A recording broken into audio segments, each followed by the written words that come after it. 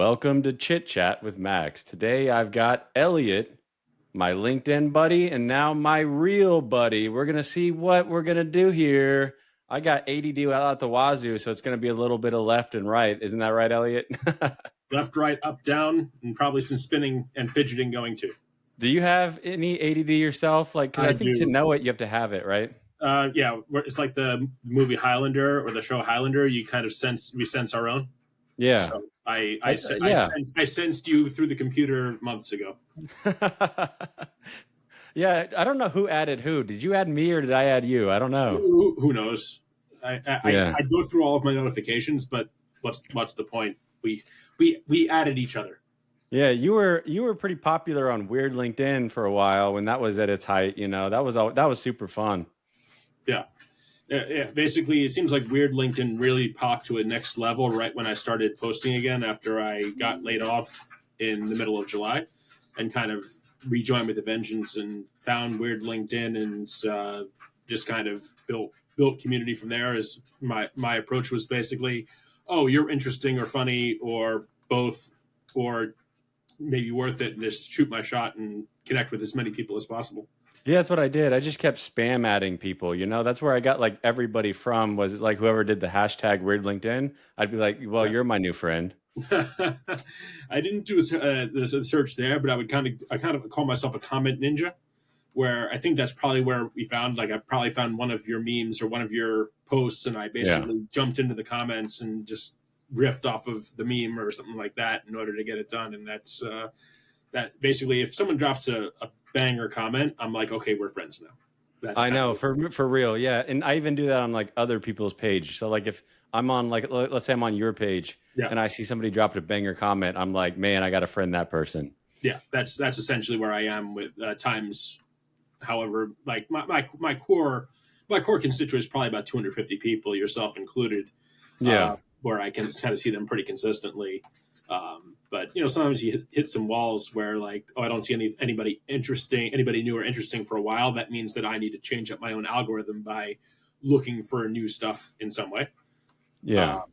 And And then you get kind of worried about those people that are MIA because there were some people like, from LinkedIn, Weird LinkedIn that I'm like, where the heck did those people go? yeah, I mean, some people maybe got a job, and then they're like, oh, I don't need LinkedIn anymore. That's basically been my history until this time, where, oh, I need a job, I'm going to post and be active, and then not, I'm just going to lurk.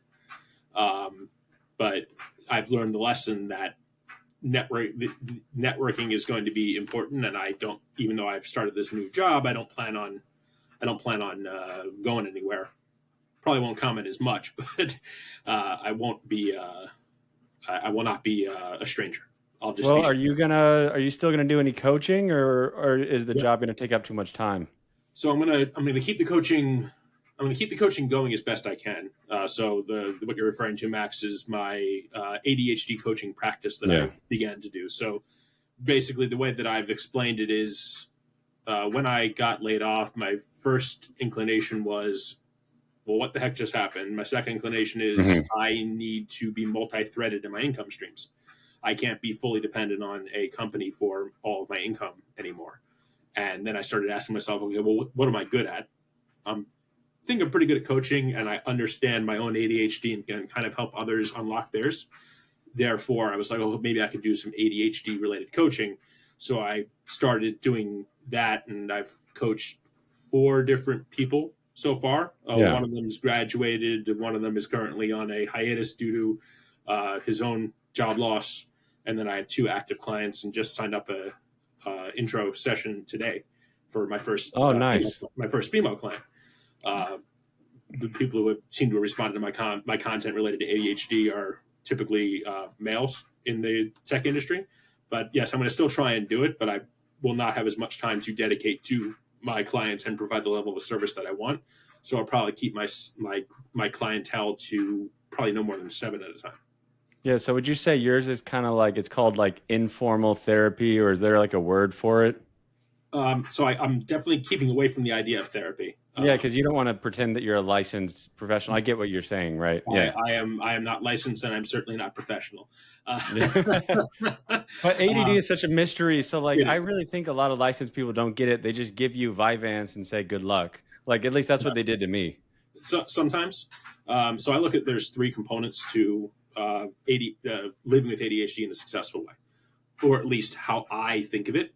And you can probably do okay without any of them.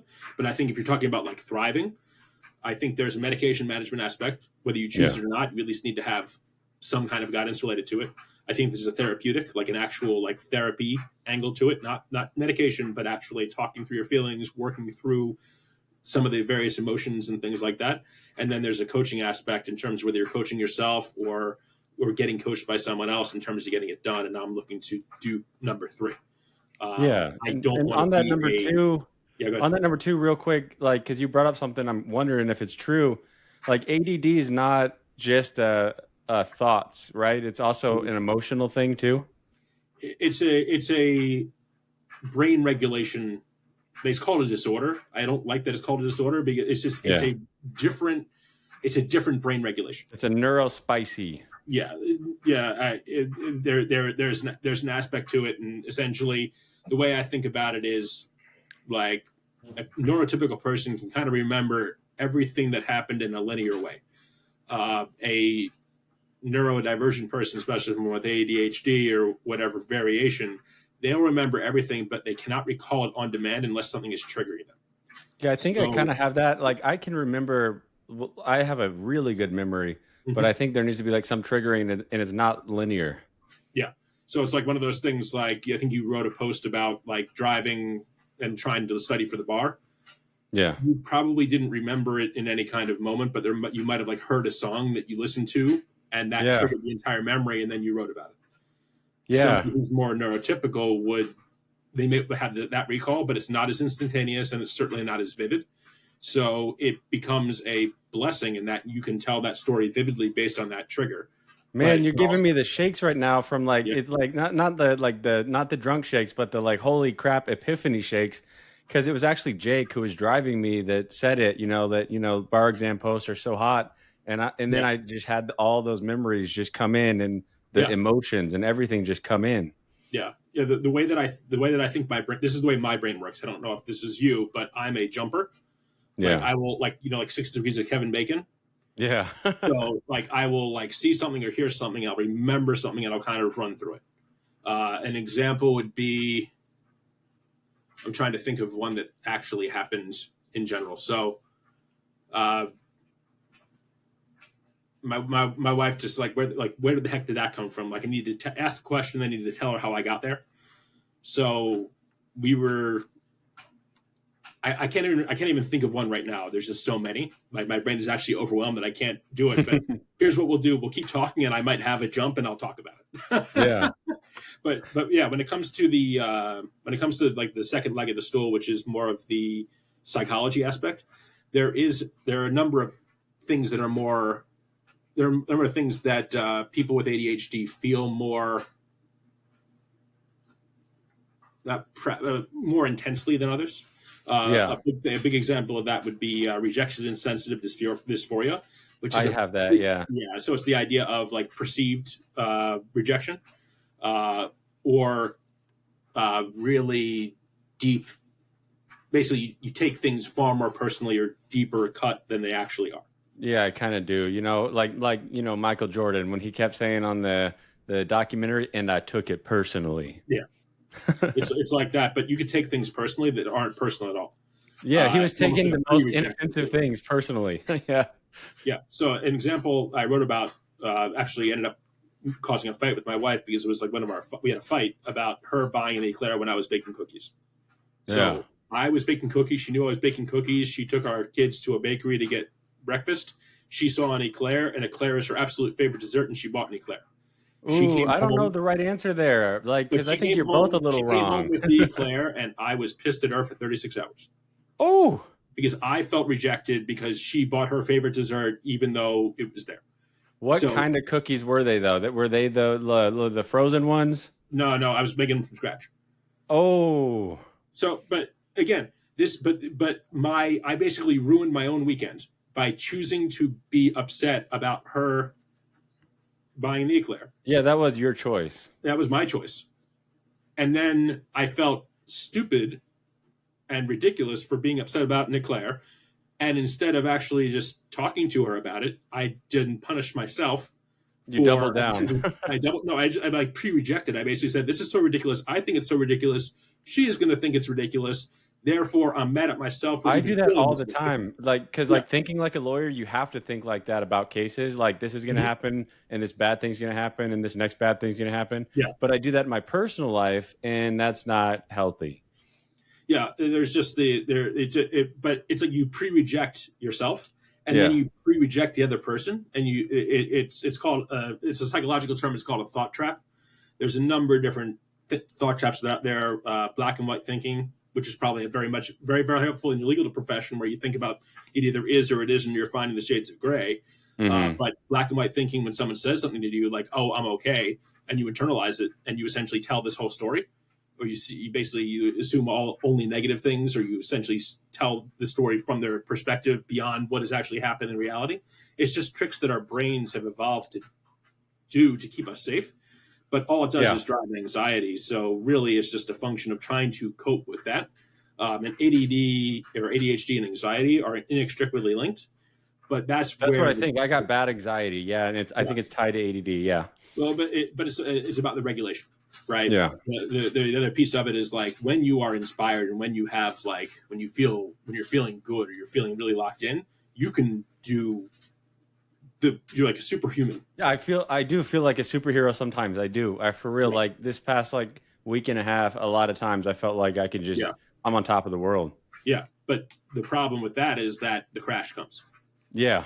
Yeah. right? You go, It does. And then you you meet feel at the bottom of the world. yeah, you feel like bad in the world, and then you're mad at yourself for doing that and doing these things, and it's just a matter of not understanding the regulation, not understanding time, not understanding yourself in a lot of ways, and really not allowing yourself to take breaks.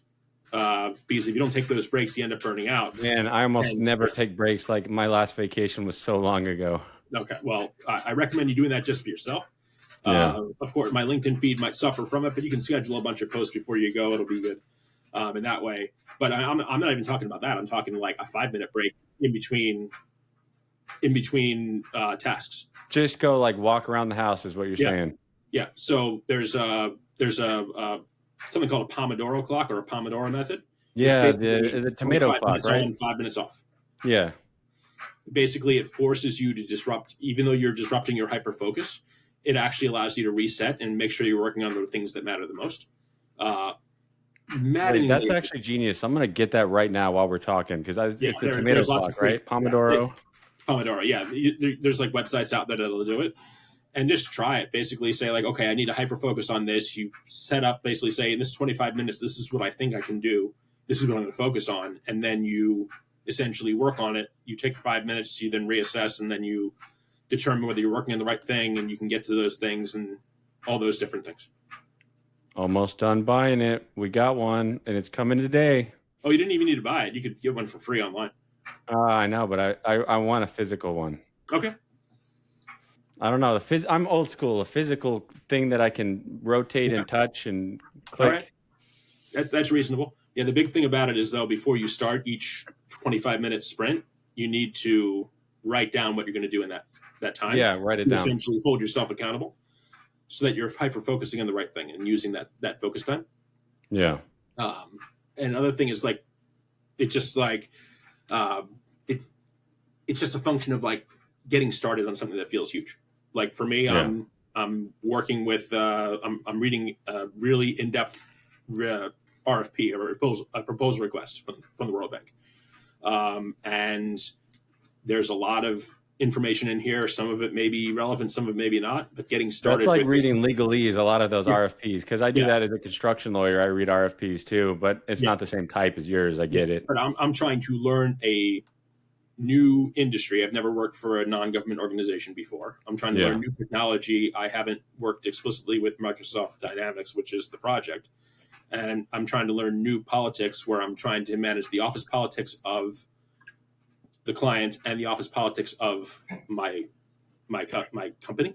That's hard stuff. So right? you're It's probably all those putting different in things. extra hours. Trying not to because they're Yeah. telling me they don't want me to, and I don't want to burn myself out. But getting started is super hard. Yeah. It's really hard to get started because it feels so huge. So the method I have is I'm just going to set a 2 minute clock and I'm just going to do it for 2 minutes. Yeah. And how do Because you eat once an I get elephant? I going, forgot. How do you eat an elephant? yeah, one bite, right? Yeah. And I think that's how you manage those kind of big tasks. Yeah. But that's why the Pomodoro method works because you take it and you basically say, in this 25 minutes, I'm going to work on this RFP.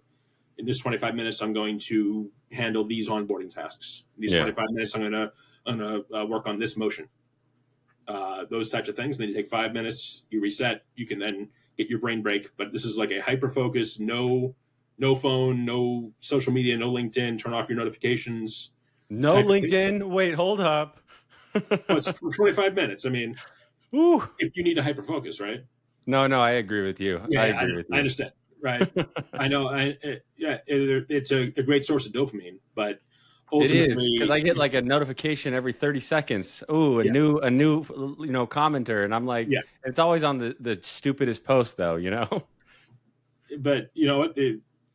I don't think people would keep coming back if it wasn't meaningful in some way. Yeah, I know. There's definitely meaningful, and people are even saying they're going to vote for me for president of the U.S., and I'm like, whoa, that's pretty cool. Yeah. Yeah. So those are the things, and the real challenge between items 2 and 3, um, items 2 and 3 in the tripod of coping with ADHD. So this medication, which I would have nothing to do with, I recommend that people get assessed for it and potentially try medication if they think it's right for them. Yeah, it's life-changingly right for me. It is life changing life for me as well. So I'm on time release Ritalin. It's called Concerta. I've been on the Yeah, same dose for 23 years. yeah, And when I'm on it, I feel like what I think normal should be to an extent. me too, 100%. Yeah. But it's not for everybody. People don't trust it. People don't want to be on these things. They may have had a bad experience. I understand that. If you're not using medication, it just becomes something that you just have to manage your symptoms in general. And then there's the psychological aspect in terms of like having the tools to actually manage things like anxiety, things like the pressure, like understanding that. So my therapist actually is a specialist in ADHD and anxiety, and she also works. Her day job is working with older children and teens with ADHD and anxiety. Mm-hmm. So as a man child myself, this is perfect. But I was looking for someone specifically who understood ADHD. Your humor is definitely definitely like almost Gen Alpha in a way. Yeah. You Yeah, know, so I actually work with teens on the sides. okay, because I really did think that. I was like, he writes because I hang out in Discord with a lot of those kids. You know that. Okay. Yeah, so I've been for the last 24 years. I've worked with a high school youth group. I was in the group when I was in high school, and I decided. So my first job was like down the street from the Jewish Community Center, Awesome. where they met, and I was like, I'm just going to volunteer, and I thought it would be like, oh, it's give me something to do on like Saturday nights before I go out, and maybe I'd meet some nice Jewish girls and stuff like that. Hey, maybe that'll help me. Maybe I need to do that. Yeah, maybe. So I started doing it, and I fell in love with the work, right? Yeah. So it's kept me young in a lot of ways. It's getting harder as I get older and my kids get older too, and they're getting to that point where I can kind of see some things. But I understand some of the slang because like they now call me an unk. An onk or an old head, one of the two. Yeah, but I'm not an old head. I'm just I'm an old head. They call me an old head. What okay, do you? How are you not an old head? These kids don't call me an old head. They call me an unk. And I've been borrowing your slang and calling myself an S tier advisor. See, well, they understand gaming culture. I think. Yeah. Like, how old are your kids? My kids are 10 and 7, almost 11 and 7. Okay, 11 and 7. A 7-year-old probably doesn't understand like tiers lists, but the 11-year-old probably understands tier lists. I don't know if she does. Okay. She's not in video game. Yeah, you got to be deeply ingrained in video game culture. Yeah, she does not care about video games at all. Yeah. She likes dance and art and some YouTube nonsense, That's but not good. Like video games. video games can spoil you, you know, they can mess you up. Yeah, I mean, just with my ADD, it really drives a lot of dopamine, which is one of the things that our brains just don't do as part of the chemical regulation. So one thing that my therapist told me that I believe is true is that a video game, especially one that can be violent, releases as much dopamine as sex. Yeah, I think so. And so I tend to kind of stay away from those. I play the what some people call like the kiddie games, like Minecraft, Okay. Fortnite. You know, I play those kind of games. Okay. Pokemon Go. I love Pokemon Go. Okay. Yeah. So I had an issue with phone games, Clash of Clans, Clash Royale, Bejeweled Blitz. Those are like Um, slot machines, aren't they? yeah, very much so. And then I got into a baseball game that was like a slot machine, and I got absolutely hooked during COVID. Yeah. And I basically almost ruined my life. Yeah, that and Like, I hate those pay to win mobile games. Like most mobile games are just like psychological warfare in the same way that social media is psychological warfare. A yeah, lot of of like platforms like hmm TikTok, like their algos are just oppressive and just they're designed for addiction. yeah. I mean, basically, these apps, both the social media and the game apps, like that, they consider sleep one of their competitors. They do. Yeah. Um, And there needs to be laws against that. You know, there really needs to be regulation because, like we talked about, like slot machines are pretty much illegal everywhere. But those games that cost tens of thousands of dollars, mhm. those are perfectly legal. Yeah, but it's not tens of thousands of dollars all at once. Yeah, but Right. it still Yeah. happens. Oh yeah. Oh yeah. Without question. There's no doubt here. It's just one of those things. Like I can't. So like I can't buy a Nintendo Switch. Not Why not? because it's not a good thing, because I'll get addicted to the games and I will not be able to stop, and it will cause problems in my household. Yeah, And I want to be a better husband and father, and person and friend. Like I would rather go without and have a great relationship with my kids than put myself in that situation again. So I'm basically a drug addict in that way. yeah. An example, like I downloaded Candy Crush because I was like, oh, maybe I'll download it, and I started playing it, and then I was like, this doesn't make me feel good, and I It like, really doesn't. That's the yeah, crazy part. and I Yeah, was like, I was having fun, and then it was like wasn't fun, and then like I almost wanted to spend money on it just to kind of go, and I was like, this is stupid, and I deleted it, yeah. um, because it's just not worth it for me.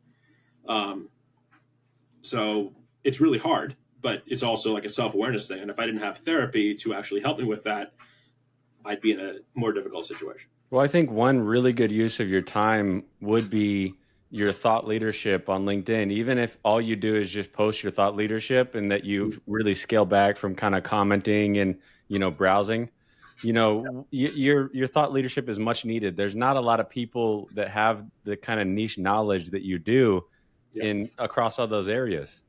Yeah, it's one of those things where when I was unemployed, I was kind of going between like personal growth, ADHD, product management, and trying to kind of hit them all. Yeah. And what I did was I was getting segments in general, but I think it's all related. And now that I'm employed and I can actually write about more of the ADHD piece because I want to be able to help people in that way, especially now that we're in the middle of ADHD Awareness Month as well. Oh, I didn't know that. Yeah. The reason it's a month and not a day is because if it was a day, we would all forget about it. We would. That Today wasn't my joke, but I remember it. Today is National Forgive Your Ex Day, which Is is it? interesting. So actually, I have 9 exes that I need to Okay. forgive. I'm not going to text them. I'm just going to, you know, in my heart of hearts, say, "Hey, I forgive you," even to the ones that you know really kind of were abusive or you know Yeah. outright like violent. You know, Yeah. Well, um, forgiveness is not for them, it's for you. yeah, and I found it, and I made a post about that, and it was a meme, and then somebody said, you know, like why the fuck would you forgive your exes? And that's exactly what one guy said. He said, you know, it's not for them, it's for you. Yeah, it's absolutely for us in that way. Yeah.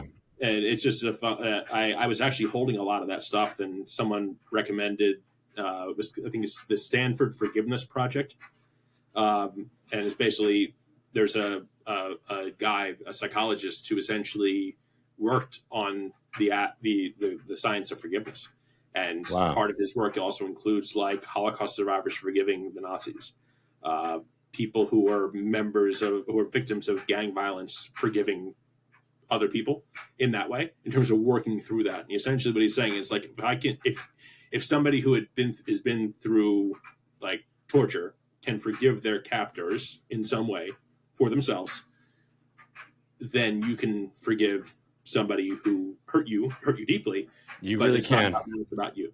Yeah. The line that really stood out to me is, and this is where the jump comes through. You talked about forgive your ex, and then I jumped to this. So I jumped No, to but this, this this is project. topical. Yeah, but it is. But I had it all here, but I only got there because you mentioned the word forgiveness and it triggered. That's I the triggered ADD. you in You a good triggered my way. brain. Yeah, in a good way.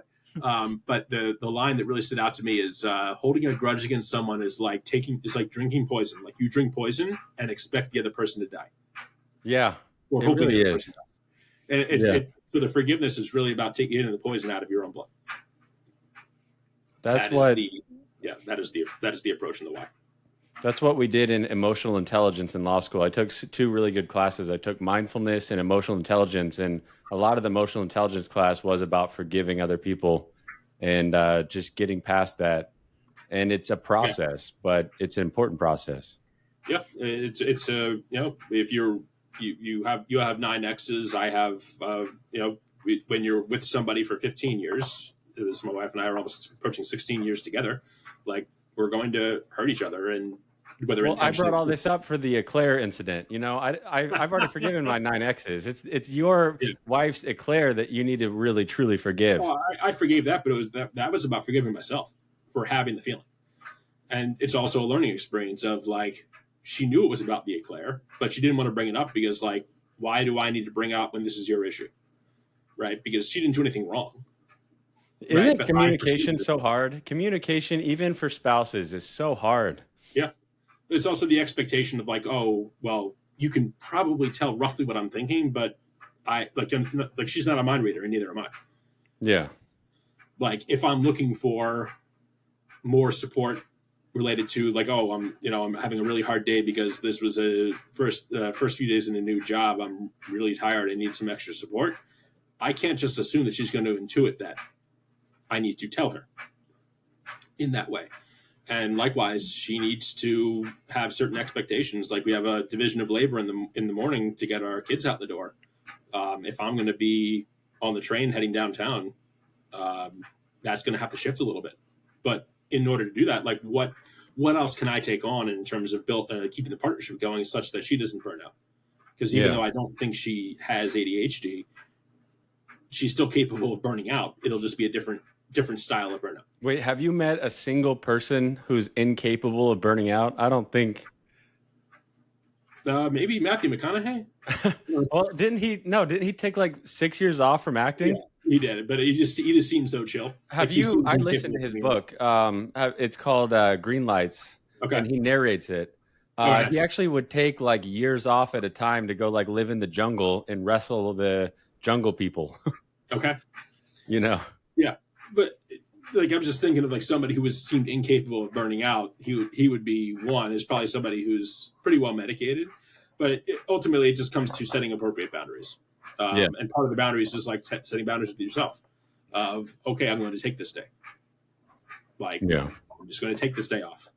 I am going to like I'm going to do this or I can't do this. So it's not I'm going to do these things with an expectation of return. I'm going to do these things because it's important, Yeah. or I'm going to do these things because it matters. And sometimes I'll do something because it's important to my partner, as opposed to important to me. Like for her, keeping the hallway, the doorway of our house clear of shoes is super important. I don't give a crap. It is not important to me, and that doesn't mean And but just because it's not important to me doesn't mean that it's important to her. I try and do my best to keep the doorway clear so that when she walks in, because it's important to her to have that first impression when she comes home, and it tells me that I care about what matters to her. She must have tumbled on a shoe one time back in like 1999. I don't know, but I think it's just the idea of like her walking in and feeling like she lives in chaos, and Yeah. with it's something like it's not something that I do perfectly, but I need to like remind myself to put my shoes in the bin That a is a lot. hard part of keeping Yeah, your house like super clean, keeping your mind organized, keeping everything like just kind of like spotless for a spotless mind. yeah, That's a little difficult. yeah. It's really hard once things get messy to get started. Yeah. So, I mean, you see this space that I have; it looks a little bit messy. It was actually a sty for years. So basically, I live in a townhouse. When we had our second daughter, I moved my office down here, and this was our storage junk room. And we just put my desk in the corner and did some stuff, and basically left it for That years. was And before like webcams and Teams. no, no, no. This was like up until like Monday. Oh, Um, so like up until Monday, and then Monday, my wife is really really good with the spatial awareness. I said like we had the day we took a vacation, and I said to I asked her like, will you help me set up this room so it's good?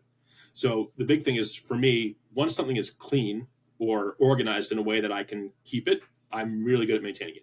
So yeah. we And that's stayed, awesome that you had a tag team project on it. yeah, but this wasn't a tag team project. It's kind of a small room, and she has her own process, and sometimes she just needs to think, and she doesn't want me being like, "What can I do now? What can I do now?" She was like, she sent me to like Costco and to do a bunch of other stuff, and I came back, and she basically had stuff to haul out to the trash, and she said, "Here's what I need you to do in terms of getting this stuff done," and I have a clean space for the new job, and I appreciate that about her. She also did the same thing with our clothes. We have an armoire for like our clothing, and I said, "Can you help me like set up the armoire for success?" And we took an evening and did it, and I've kept it my armoire organized for 3 years.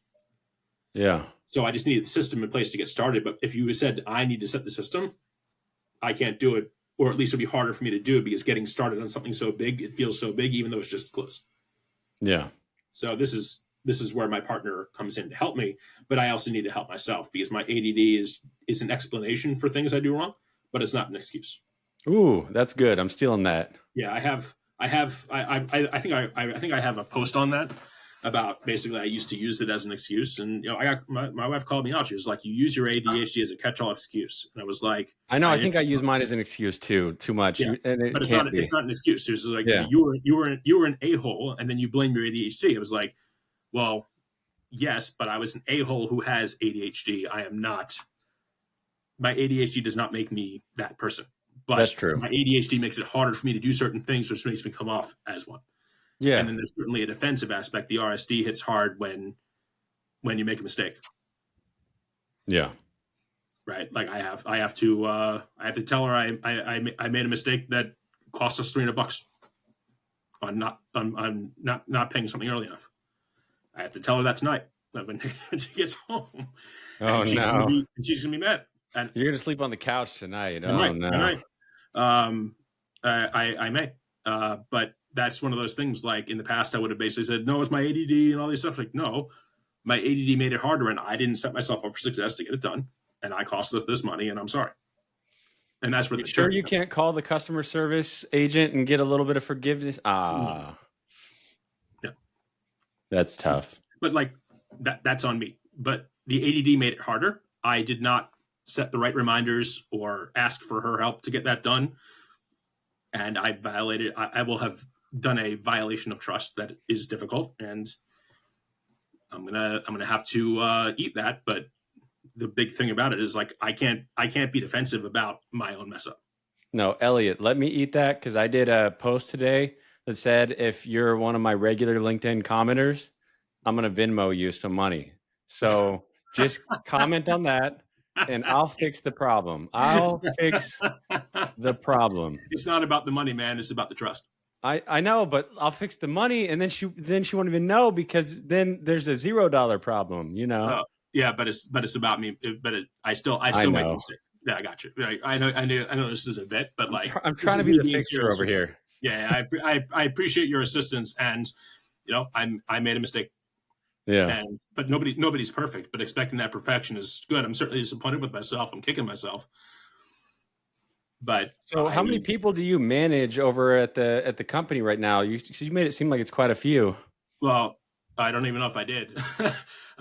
So it looks like there's going to be two people who are going to kind of dotted line report into me, Yeah. two business analysts, and then that would be it. But there are a number of developers who are working there that I'll be leading in terms of doing the work.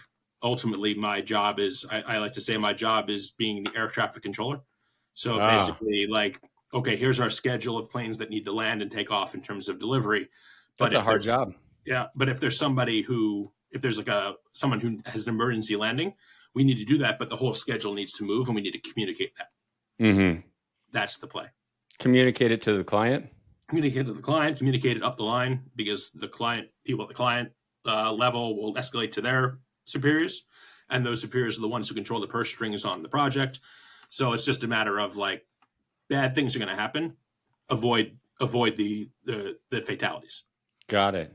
All right, let's talk for like just a few more minutes and then wrap up. Do you got any questions for me? Um, yeah, I was curious about. I'm curious about where do you think your content is going to go? I know you're kind of the meme master, but you're also mixing in Yeah. some on your own personal stuff. What do you think the future of Max Langley's writing and content creation is going to be? Well, I think it's going to be really like it's. I have really honestly decided that I'm running for president. I know I'm not going to win, Okay. but a lot of my content is geared towards that. About like it's really kind of an apolitical party. People who are tired of politics.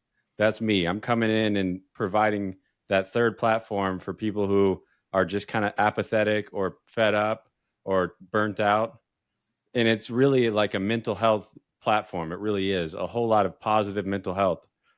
And so that's what I'm doing, like kind of first and foremost. Now second, it's to drive more clients to the law firm. I kind of want to build an empire, get more lawyers involved. I want to return to the office just like you've done. You said for 3 days a week, I think. Yeah.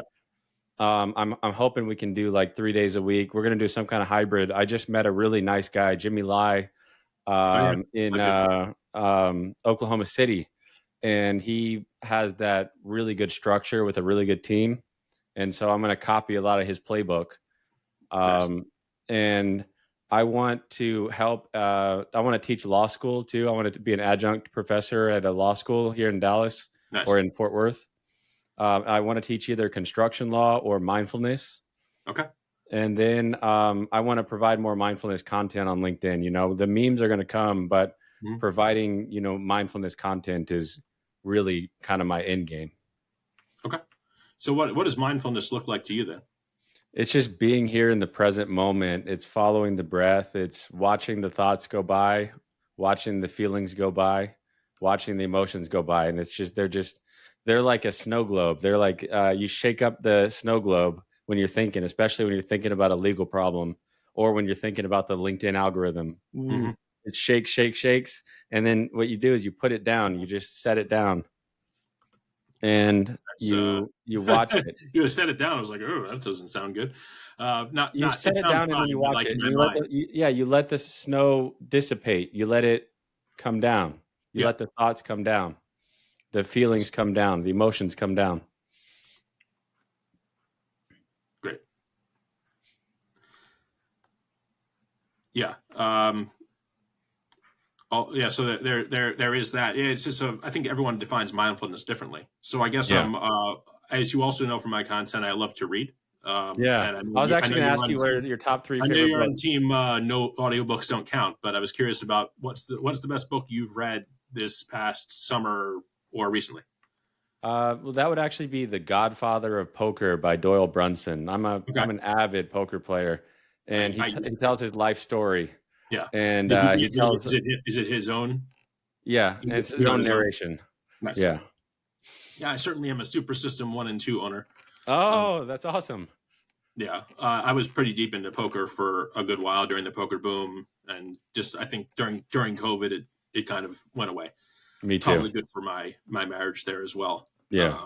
just in terms of, I mean, the rush you get from winning a big hand, especially like trapping somebody, is very hard to replicate. It's fun to trap. The psychological warfare of poker is pretty fun. It can be, but again, the burnout is pretty Yeah. significant.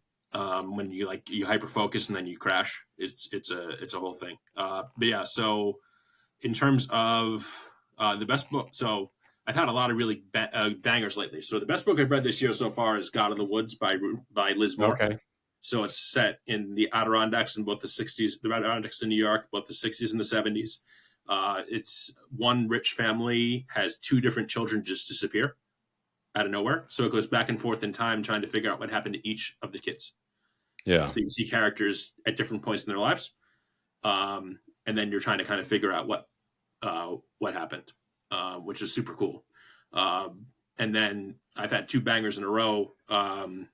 So Ruth Ware has become one of my favorite authors, and she wrote a hit, I think, a couple of years ago called "The Woman in Cabin 10." Okay. It's essentially a woman's on a boat, and she's sure somebody was thrown overboard in the middle of the night, and nobody believes her, and she tries to figure out the truth.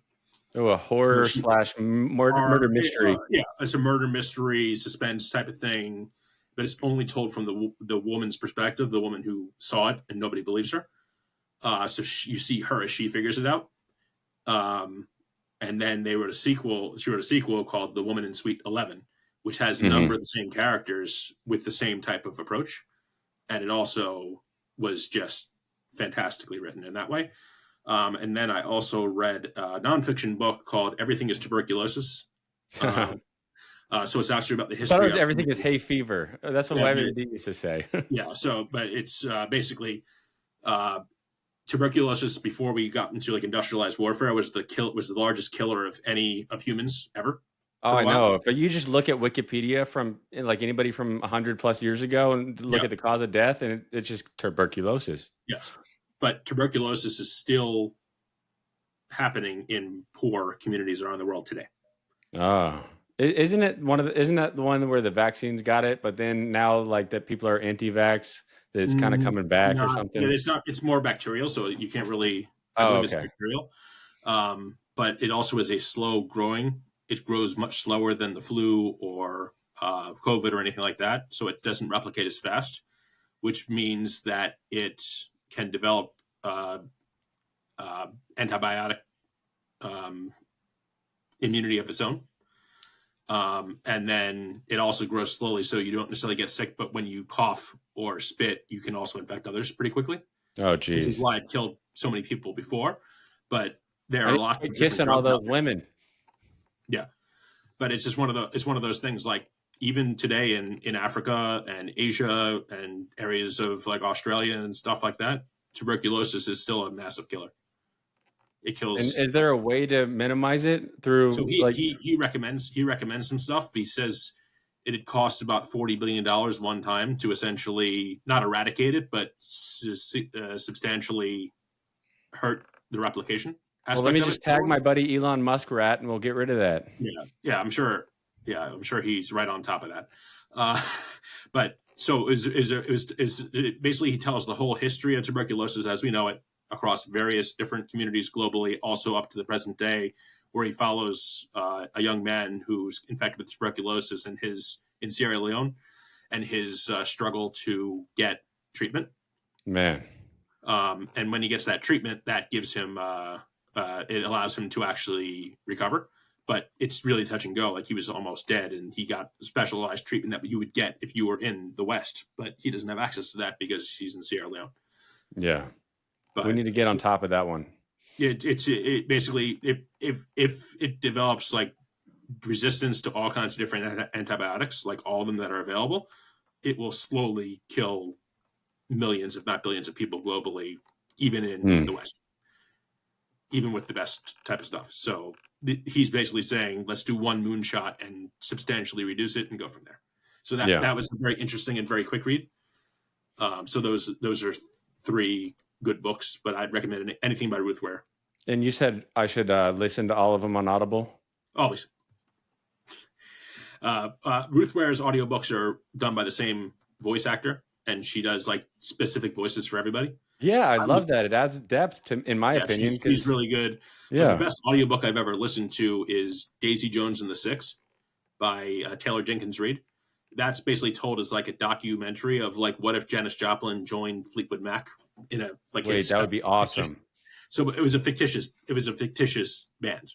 So Daisy Jones, fictitious character who reminds me of Janis Joplin, and the Six reminds me of Fleetwood Mac, and is told from the perspective of all of the people in the band and her, and plus the managers.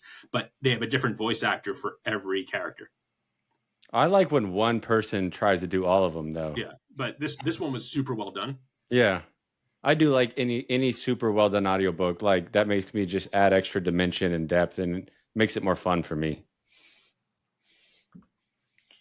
All right, all right, all right. I'll let you get back to checking your emails. Appreciate it. Yeah, you saw me look away. I was just making sure I can kind of finish out my second day very nicely. But awesome to be real life buds now.